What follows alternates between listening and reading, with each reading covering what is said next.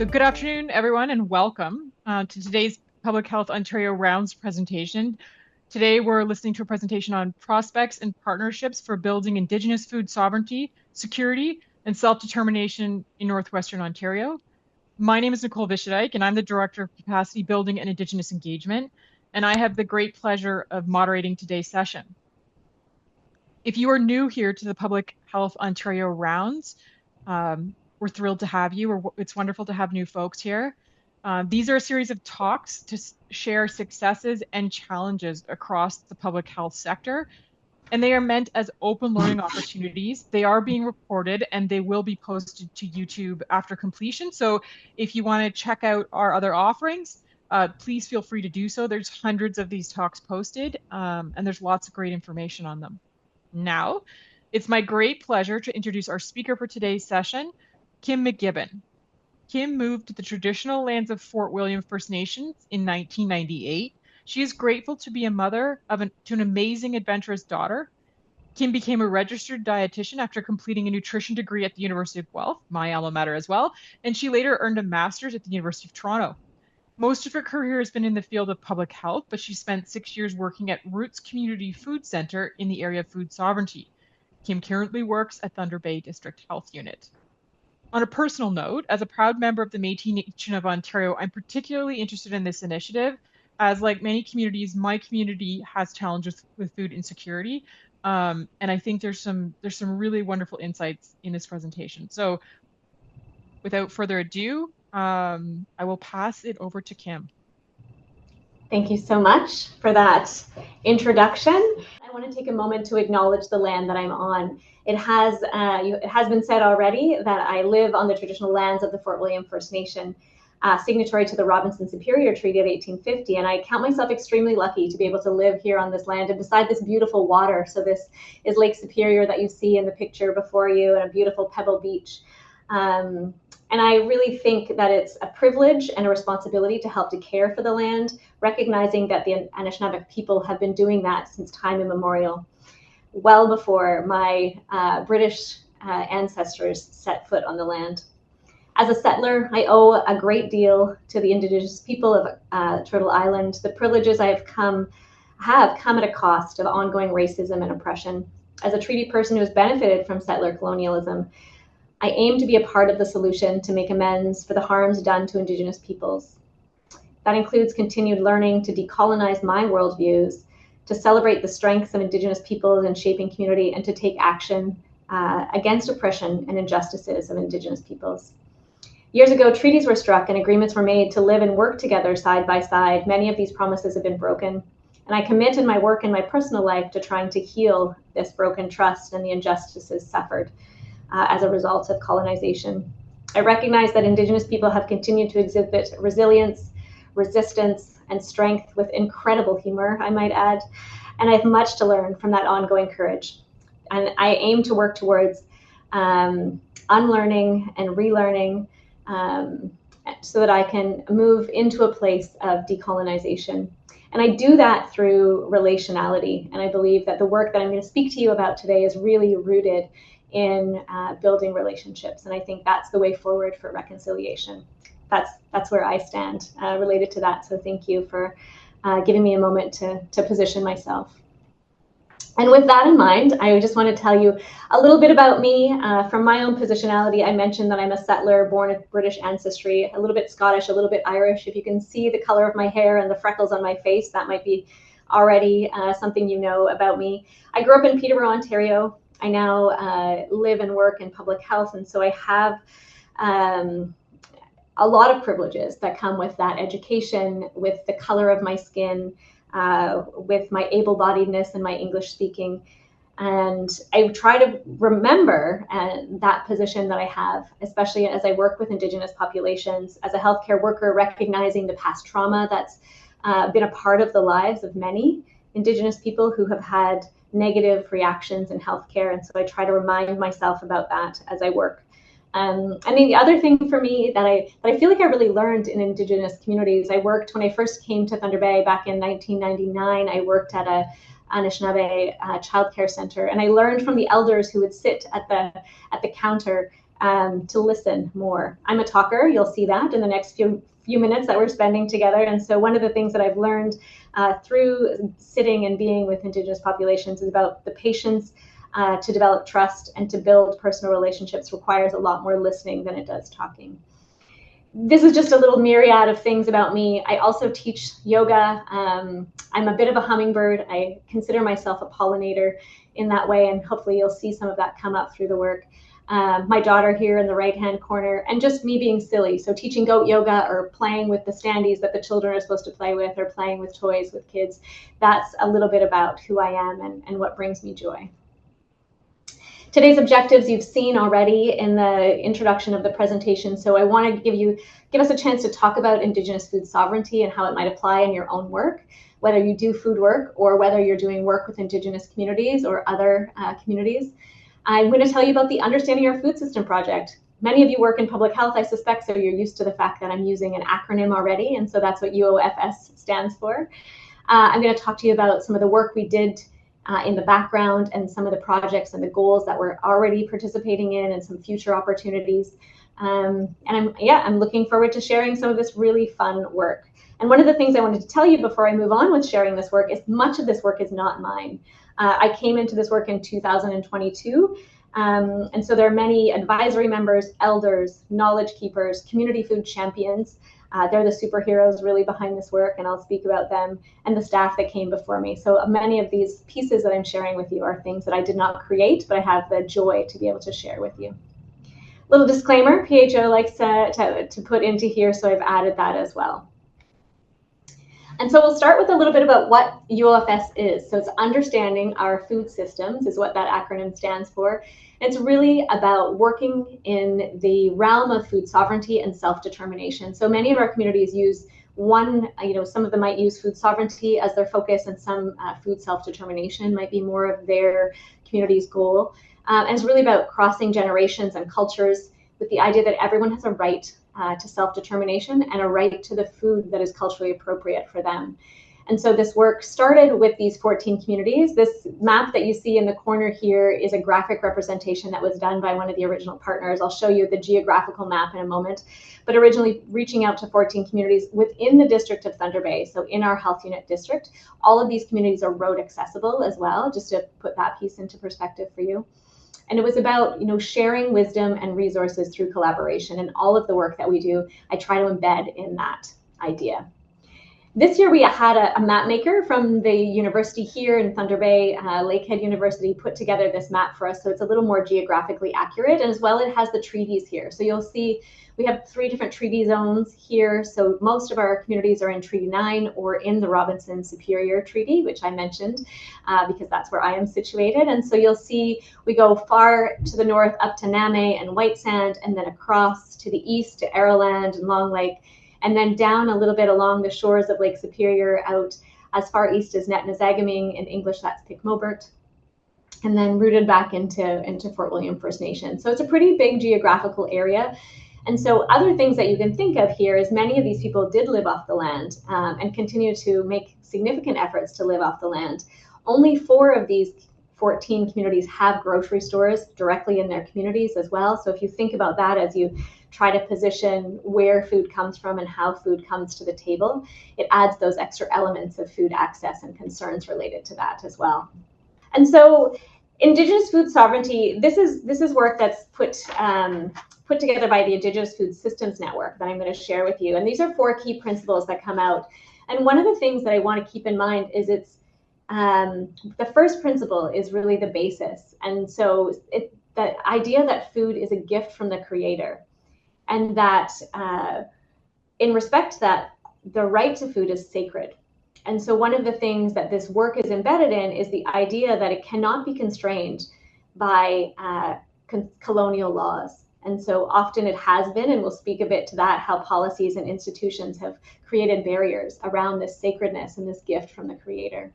The other very important principle here is that food is participatory. And so in communities, people lived on the land, they lived in community, they relied on one another. And so they were able to work together both as individuals and families and communities, and maybe even regionally, to make sure that the traditional ways of harvesting and those practices were maintained from one generation to the next. And that's a key principle within this work. The next one is self-determination. And I spoke to that a little bit. The idea that people can want to respond to their own needs for what they want, what's culturally appropriate for them, and that they have access to make decisions about the amount and the quality of that food, whether they're hunting, fishing, gathering, or growing that food. This opportunity to be free of the dependence on grocery stores and on the corporate food system. So that's a piece of self-determination that this work is embedded in.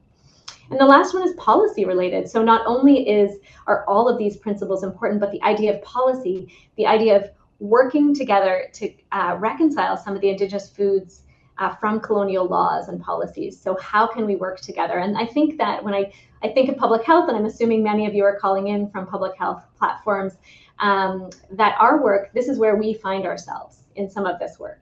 And so that's where I'll start with our presentation today.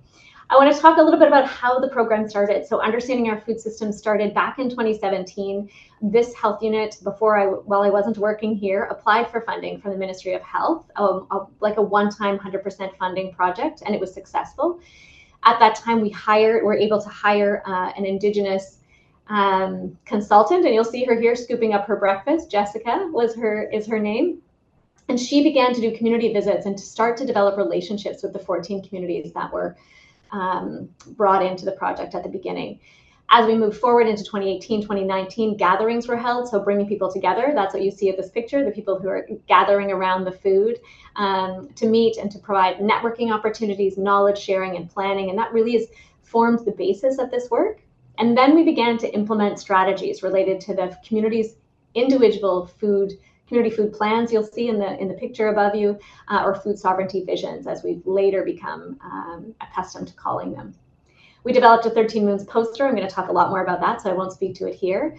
In 2020, permanent funding was received from the ministry. So at that time, we were able to hire internally, create a position within the health unit that allowed for some long-term planning. Between 2020 and 2022, you may have recalled there was this pandemic that hit, and that really shifted the work within most public health units. But using this funding, we were able to develop some novel partnerships around food delivery and food access. So because communities were really limited in their ability to leave community and go to find food, I mentioned only a few of them have grocery stores, we were able to work around some of that. And I did a lot of that work as well with my work at the time through the Roots Community Food Center. A lot of workshops were begun and held in communities. A bunch of videos were made, and I'll show you where those are saved on our website. A gathering in 2022 in partnership with GZ, which is another not-for-profit organization that works specifically on Indigenous food sovereignty here in Northern Ontario.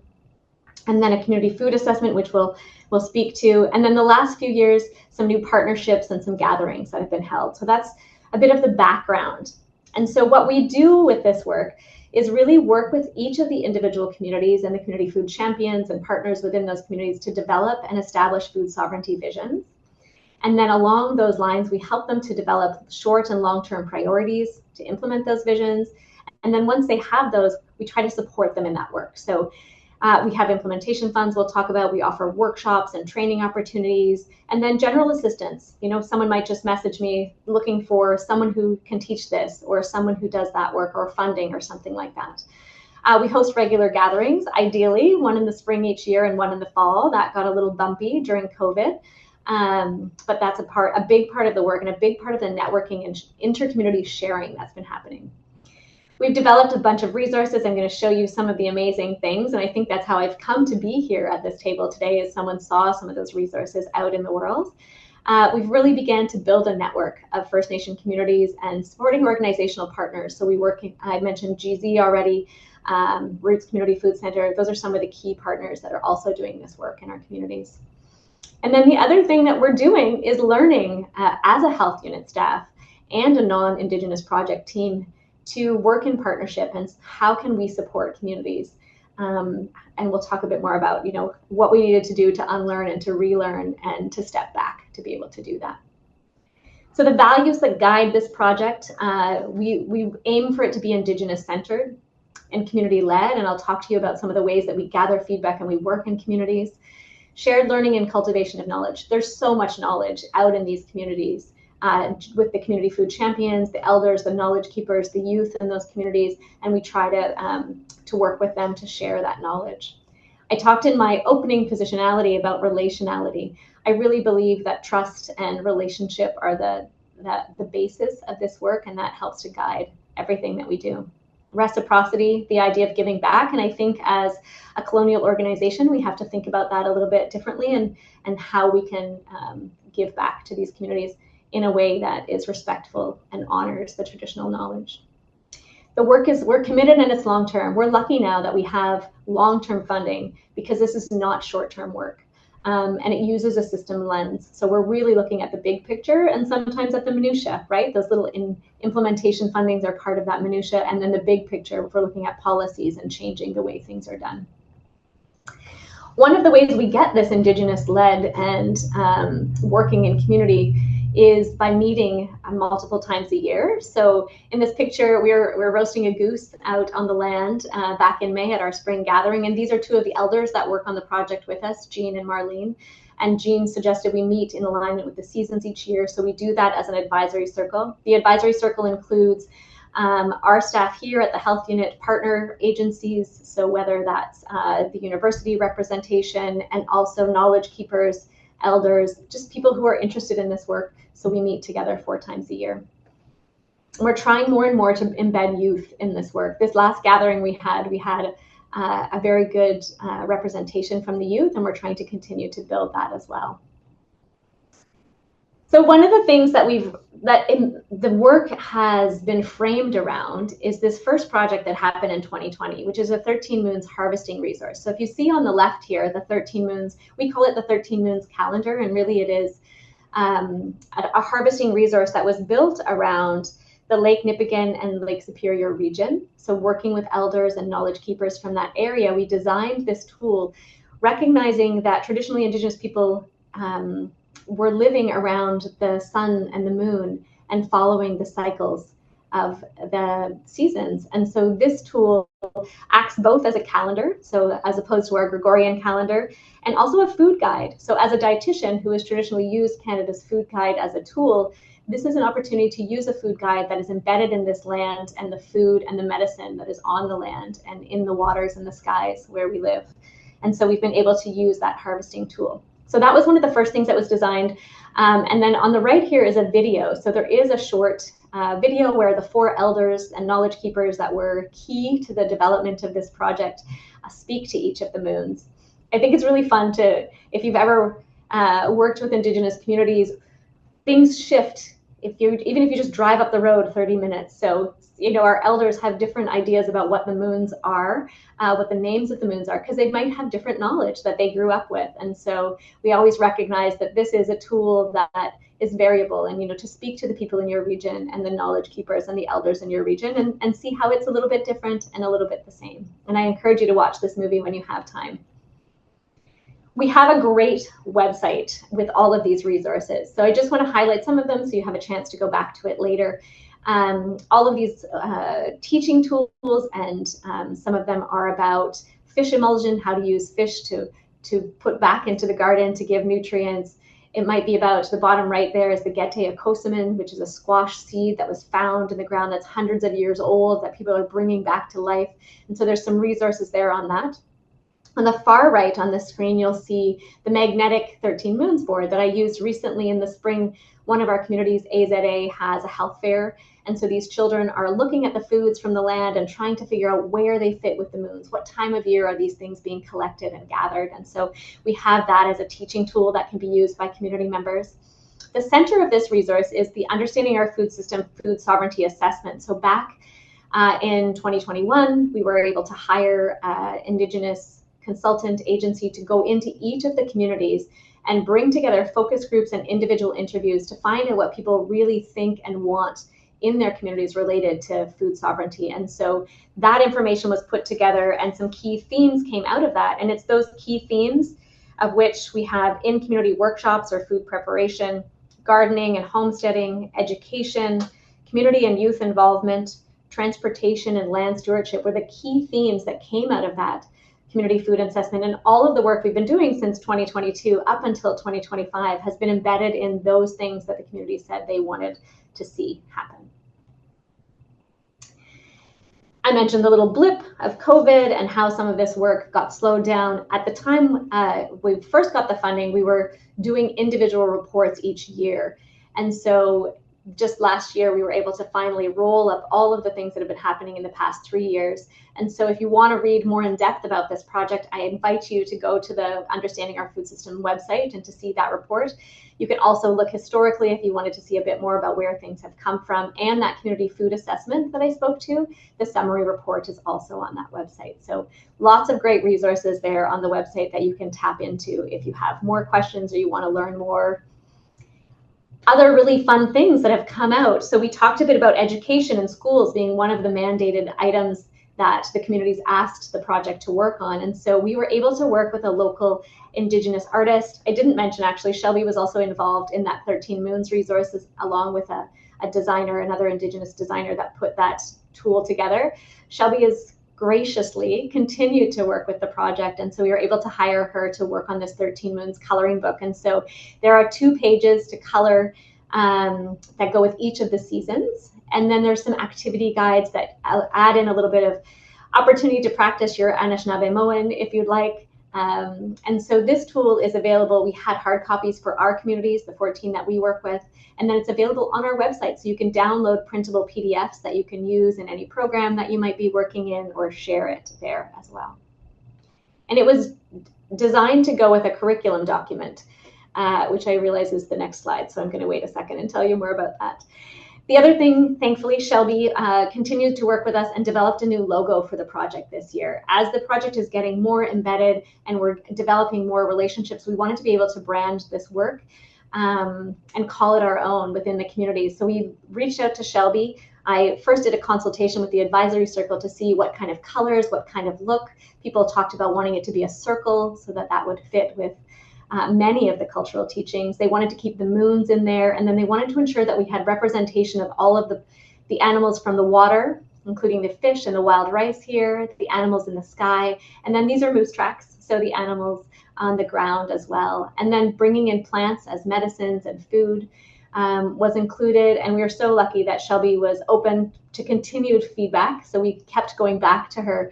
Some of the women in the communities realized that, the strawberry represents the women, and the strawberry wasn't included in the original logo, so we were able to add that in here as well. So we're very grateful to have that to share with the communities so that they know that this work is theirs and that it represents all of these pieces. Another item that I alluded to was the 13 Moons traditional harvesting curriculum. So on the far right here, you'll see Cheyenne. Cheyenne Bartlett is an educator, a hardcore foodie. She grows almost all of her own food, including in a geodesic dome greenhouse that is run year round, and some large gardens. And she created a curriculum for us for kindergarten age and grades 1 and grade 2. And so that tool is something then that we can bring into the schools and into the childcare setting so that people can begin to incorporate the 13 Moons calendar as a teaching tool beyond the Gregorian calendar, and all of the stories and songs and recipes that come with it have made it very popular. And so if you're interested in that, it is downloadable from our website. We do ask for your email address solely so that we can find out how people use it later and what they feel might need to be changed or altered, or what they liked or didn't like. So we'll use that for follow-up evaluation. Another thing that came out of that 2022 community food assessment was concerns around the land and land stewardship. So the food comes from the land and the water and the sky. And so if those things are being contaminated, that's changing people's ability to find healthy, culturally appropriate food. And so one of the issues that specifically came up was related to glyphosate, or Roundup Vision is another name for this non-selective herbicide that's sprayed quite commonly, especially on the power lines here to keep the plant life down. And so we were able to work in partnership with Dr. Charles Levko, who is one of our advisory members. He runs the Sustainable Food Lab at Lakehead University, and one of his master's students, to do a research project with funding that we received to ask community members. The idea of this research was to look at traditional Western science, as well as using the two-eyed seeing approach to ask the elders and the community members that are hunting and harvesting on this land, what they're seeing is changing. And so Liz has just finished their thesis and presented it a couple of weeks ago. Our next step now is to bring that research back to Chief and Council. This report that you see here on the screen is the initial report that Liz had done to pull together information before this master's thesis work happened.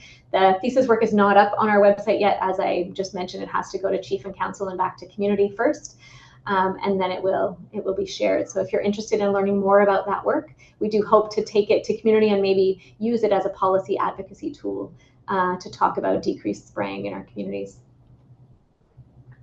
Another partnership that we've had is working with the Braiding Food Systems grant that was received by Nicole and I mentioned that the University of Guelph is our alma mater, and so there is a research project coming out of there called Braiding Food Systems, and they had reached out looking for contacts in 3 communities so that they could do some garden and seed work. And so we were able to work together, make some connections with 3 communities that we work with: Red Rock Indian Band, Netmizagaming, and Binj.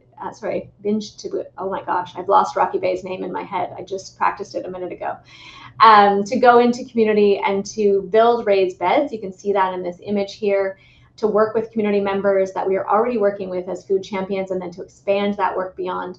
And they have 3 years worth of funding. They were able to hire garden coordinators in each of those 3 communities, and we'll continue to work alongside them. Saving seeds to create seed banks as well is a big part of the work that they're doing.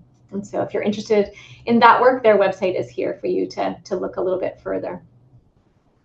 Another thing with the funding that we receive from the Ministry of Health is that we have a very small pocket of funding that we can share directly with communities to help them, especially to address their short-term and medium-term goals that they have. And so some of the things, I've just given you some examples of things that they've purchased here. Mostly they focus on training and workshops, infrastructure, community programming, and food supplies. So these are some of the things they've purchased. Including, one of our spaces has a butcher shop, but many of them are having harvesting camps in their communities where they're bringing in moose predominantly, and they're able to grind it up and share it, or make sausages with the sausage maker they purchased with their implementation fundings. Other things, they've used composters. So some of the communities have concerns about having compost out in the community because their exposure to wild animals might be a bit disruptive in their backyard, school, neighborhood, etc. And other things they might be doing is growing food indoors. So some of the folks are working with schools and daycares and their health centers, trying out these grow towers, for instance. So different kinds of equipment. A lot of it is cooking equipment and gardening equipment as well that people are using. I wanted to talk a little bit about, I've given you some oversights of where the project came from, what the goals and guiding values are, how we learned from the communities, what we could do. And I want to sort of wrap up these last couple of slides with what we learned. So we learned that relationships make this work, and it's really fun for me to see that that was the very first things that started to pop up on that Wordle, right? It's really about developing what I would consider personal relationships. You have a professional relationship, but to build trust, you really need to get to know people, and that takes time, and it takes being in community. And so the work is grounded in place. And so for us, that is in those communities, on the land especially. And I know that when we work with folks, I showed you the elders a minute ago roasting a goose over the fire. Like, the opportunity to be together on the land is a really important part of this work, especially because it's food-related work. I think a strength-based approach is important. I feel like you spoke to that in your Wordles. You talked about the knowledge that comes from those communities. That knowledge comes with a significant amount of skills as well. And so coming from that strength-based approach is important. Continue to share and expand regional connections. So we learned that we can keep growing those relationships, and more collaboration happens as we continue to grow those relationships. And I mentioned in my positionality the hummingbird, and that I feel like a big part of my role and my skill set that I bring to the planet is the ability to find those connections and help to cultivate them. And that's what this work is about. And the work is slow because it's long-term, because it's system focused, and that's where patience comes in, and you spoke to that as well. Listening came up front and center. Learning and stepping back. I feel like we're so used to taking charge in our work, in our roles that we have, and so how can we learn to step back? And that's part of the work. I love food. As a dietitian, I've always been so grateful to work in food. I feel like it offers a great starting point. People love food, so they're happy to come around the table related to food. Some of them love to grow it, some of them love to gather it, some of them just love to eat it. And so whatever it is, finding those intersections and then finding engagement on other topics. So climate change is really coming up, land use planning in our communities. A lot of the staff that are coming to us around food are working in climate change and land use planning as well as health. And so we have so much more learning to do. I have so much more unlearning to do as well. And then there's this idea of confrontation of hard truths. So because we come in as a settler organization, I also come in as a settler myself. There are tensions and in the colonial organization that need to be thought about. They need to be open, having elders and knowledge keepers that you trust and will call you on things, which is hard sometimes. Some of you have been there. But those are important pieces. And so trying to find those relationships that can help you through that. Our future goals with the project, we're wanting to share this work, and I'm so grateful to Public Health Ontario for reaching out and allowing me this platform to do that. And we have more learning and more sharing to do, and I'm looking forward to that as well. One of the goals of the project is, and because the communities are asking us for purchasing materials, so those implementation funds that I spoke to for growing food, harvesting food, food preservation keeps coming up as one of the key topics that communities are interested in, and so we're investing in those resources as well. Offering training and workshops, especially land-based harvesting camps and events. Many of the communities are starting these, whether they're fish camps or moose camps. You saw some of my pictures of a moose hide camp at Netnazagaming that we were at in October. And so finding more training opportunities. And I don't have that knowledge, so really finding the people who have that knowledge and then facilitating that training and workshops is the role that we play. That's where this networking and sharing comes in. And so I try to create spaces and use my skill set of bringing people together to do that. Many of the communities are starting to offer courses and certifications. So safe food handling is one that we can offer from a public health perspective. One of my colleagues working out of Sudbury in partnership with North Bay District Health Unit are working on a safe food handling specifically related to wild game. And so once that's ready, being able to take that out to the communities. Firearms safety, so certification for community members on that has been one of the ways that they've been able to spend their implementation funds as well. Communities are interested not only in sharing their traditional food knowledge, but in sharing recipes. And we keep talking about how we'll do that as a community, and we haven't quite got to it yet. Another big issue for many of the community members is they just don't have the infrastructure to be able to do the work they want, whether those are kitchens to preserve food or garden spaces or greenhouses to grow food. Some of our communities have one of our communities has a butcher shop, which is amazing opportunity for them to be able to, there's a moose hang right outside the door. They can hang the moose and they can process the moose, and they have a fridge and a freezer right there to store it and then be redistributed to community members and elders from there.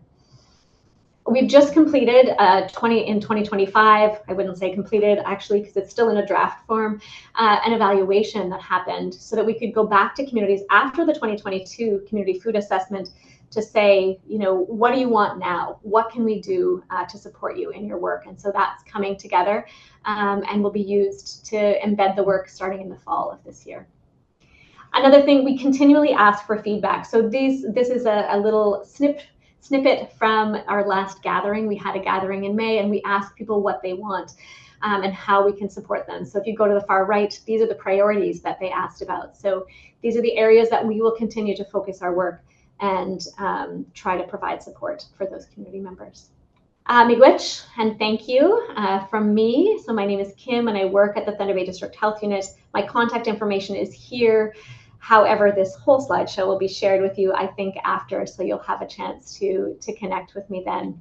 Thank you so much for giving me a space to share, and I'm looking forward to hearing from you all. And a big thanks to Kim for a wonderful presentation. If I can tell a bit of a personal story for a second, I grew up eating a lot of food from the land, and I haven't had my lunch yet. And so as I'm watching and listening to this presentation, like, I'm not gonna lie, I sort of am craving those beautiful blueberries and the moose meat. I also grew up eating ground moose and moose sausages, and they are delicious. Anyway, I digress, but yeah, I'll park my mouth watering for a minute. So this is an opportunity, folks, to please submit any questions to our QA chat at the bottom. If you look to the little panel at the bottom of your screen, you'll see the QA button, and some folks have already started to submit their questions. So thank you so much for that. I'll start us off with a great question about the advisory circle. Kim, could you walk us through a little bit of the process about how you created that advisory circle, and who did you invite, and what were some of the qualifications that you were looking for when you did that work? Right. Well, it was not very formalized. So when I think of qualifications, it was really about interest, right? People from those 14 communities. So predominantly we work with community food champions, what I call community food champions. And there's usually 2 or 3 folks that are in the community that work, I mentioned, in health, in land-based, climate change. Maybe there's representation from council, or we don't have any chief representation, but sometimes there are administrators within the First Nation that might participate. It's really about interest. And then beyond that, sometimes there are volunteers that are starting to show up in the garden and they really want to participate more. So then we invite them to the table.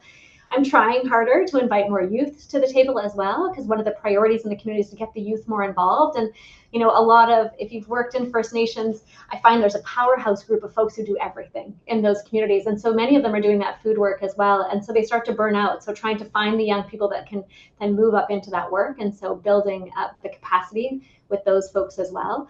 And then we have elder representation, I mentioned as well, and some knowledge keepers. And so those people are usually brought forward to us through the community members. So-and-so is really interested from AZA and they want to participate. And so we invite them to the table. So there are no qualifications specifically other than related to interest. Yeah. Wonderful. Thank you. And then we have another great question around recommendations. Did this project produce any recommendations or products for us in government and policy? We're kind of centralized, a lot of us. Is there any things any learnings that we could take away to support more broadly some of these food sovereignty pieces? This is a great question. You're right. I love that question because I don't know that we've formally done that as an Understanding Our Food System project. I think as dietitians in the province, I work a lot with the northern dietitians. Right now we're working on wild game. And so those of you who know, Public Health Ontario, the Ministry of Health has opened up the wild game regulation and is doing consultations. And so, you know, working together, we pulled in our group as part of our gathering last year to talk about those wild game regulations. And so, you know, continuing to bring those folks together around that. I think we have recommendations coming out of this new evaluation report, only because I just finished that section yesterday that will talk to some of these recommendations, both for, you know, people within community as well as professionals. And so I like this idea of thinking more broadly from the project itself around how we can do that work. And so I feel like that's something I'll take with me. But we haven't been super specific on it beyond within our own health unit. And then one of the things that did just come out of that evaluation was also creating more relationships with the chief and council. So we predominantly worked with those community food champions that I mentioned. And sometimes communities have great buy-in from their chief and council, and sometimes they could use a little more support. So one of the recommendations we have going forward is to start to develop relationships more with chief and council to talk about food. And so that's something that we will be working on. Well, and that's something that we could support with centrally as well, because we often have relationships with centralized organizations such as Chiefs of Ontario or with Métis Nation of Ontario. So let's keep these conversations going because I think, you know, good work comes out of good work. And I'm a big believer that, you know, the importance of relationships allows us to get things done. So yeah, that's wonderful. And then there was another question, and this is another great question around, because the mapping resources are location based, could they be easily reproduced for communities that might be in a different part of the province and have a slightly different celestial map because of their different geographical location? Yeah, I think the tool exists there, but it needs the knowledge from those communities, right, to embed within it. No one has asked for like the graphic piece yet to do that, but I think it's, you know, I can look into how that can be shareable, and then you would need to have those consultations and collaborations with the elders and the knowledge keepers, the hunters and the gatherers from those communities, so that you could add in what's more familiar in your areas. Yeah. And if I think of the example within my community, And the species, I think you have slightly different species in Thunder Bay. So, for example, we have a large population of maples that is core to our traditions for, around our food sovereignty. But I'm not sure that's the same in a place like Thunder Bay where they may not have the same tree species. So I could Yeah. see, these resources are a wonderful example, for communities to look to, or for public health folks to look to begin something. But I could see also the need for some of that customization work just because of how, of course, big our province is.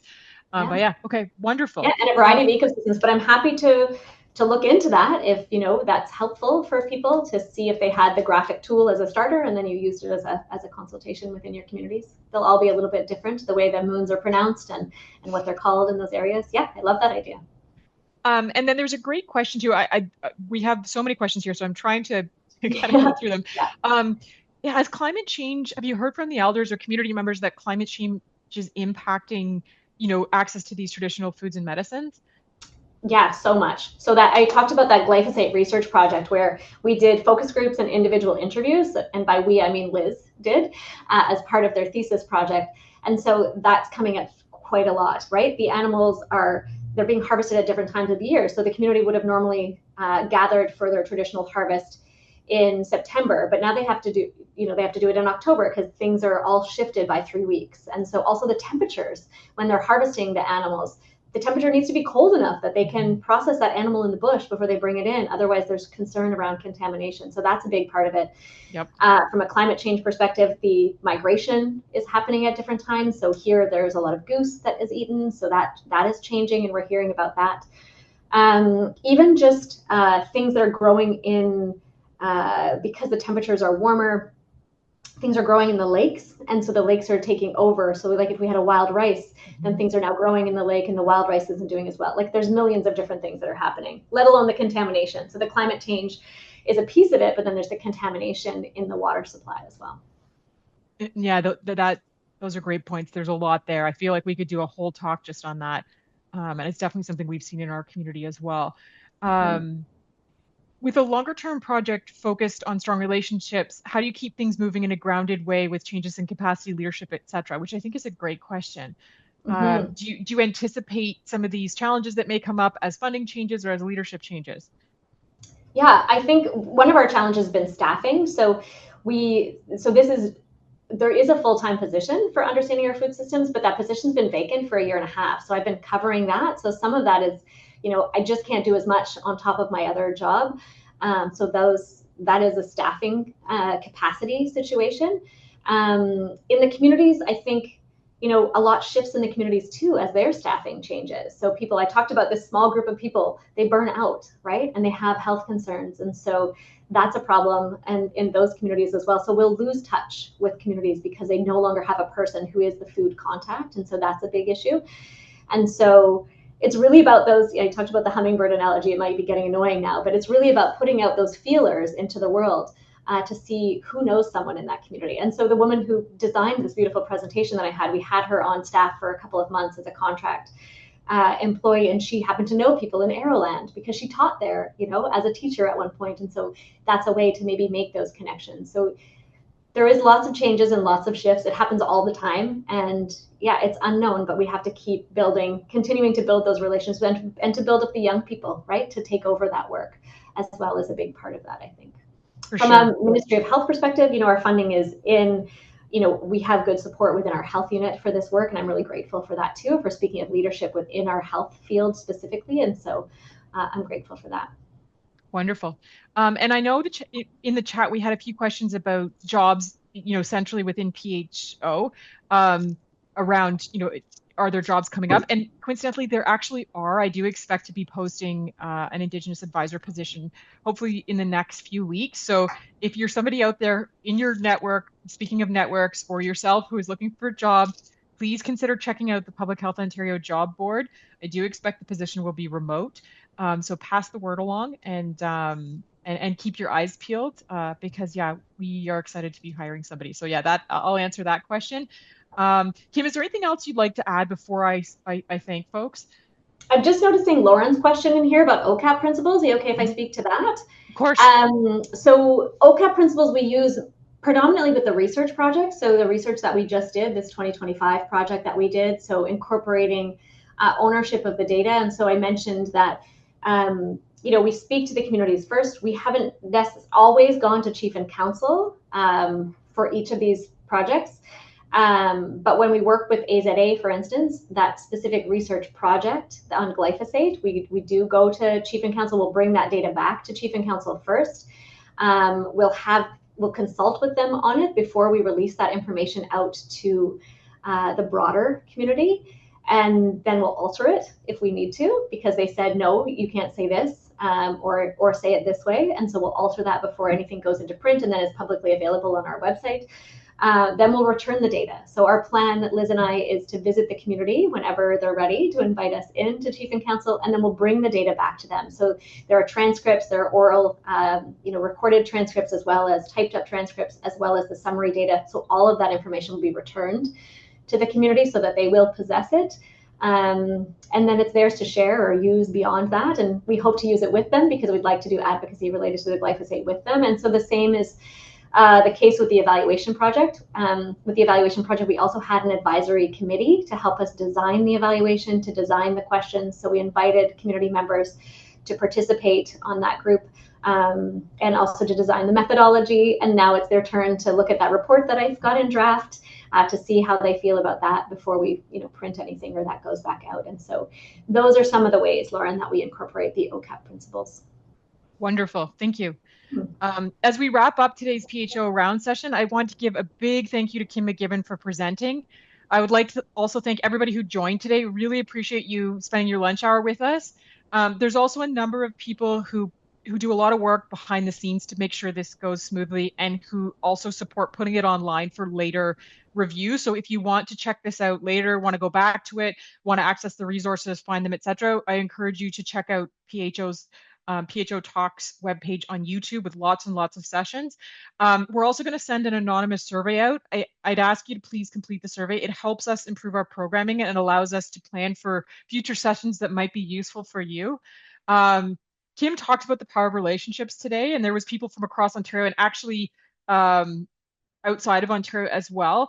I'd encourage and challenge all of us to really work to build these relationships so we can learn and support one another to really do this important work. Thanks again, and really have a wonderful day.